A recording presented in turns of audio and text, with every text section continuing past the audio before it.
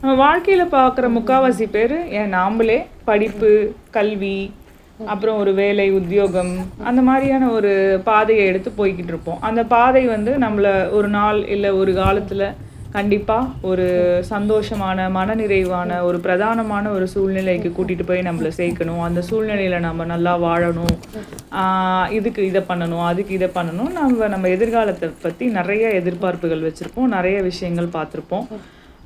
அதெல்லாம் பண்ணுறதுக்கு ஏதாவது சின்ன பிரச்சனை வந்ததுன்னா நம்ம எல்லாருமே ஒரு தேவதையை எதிர்பார்ப்போம். இந்த அலாவுதீன் அற்புத விளக்கில் வர பூதம் மாதிரி.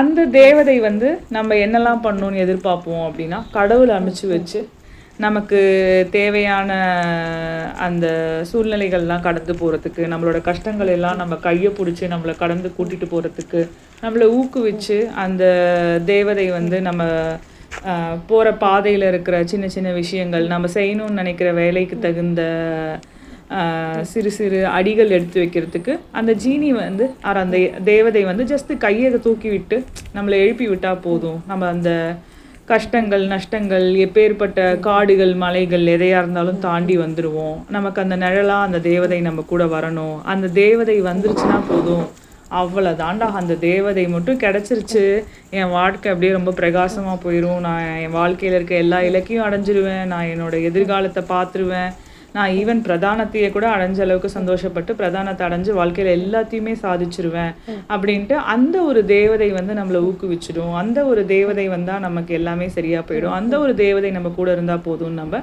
ரொம்பவே எதிர்பார்த்துட்ருப்போம். ஆனால் ஒரு மணி ஒன்று அடிக்கணும். அந்த மணி அடித்து நாம் அலாரம் மாதிரி அதை கருதி எந்திரிக்கணும். இதெல்லாம் நம்ம கனவுல தான் வச்சுட்ருக்கோம். ஒரு தேவதை வந்தால் தான் இதெல்லாம் பண்ணணும் நம்ம வெயிட் பண்ணிகிட்டே இருந்தோம்னா நாம் மேபி காத்திருந்து காலம் போய் செத்தே கூட போயிடலாம்ங்களா.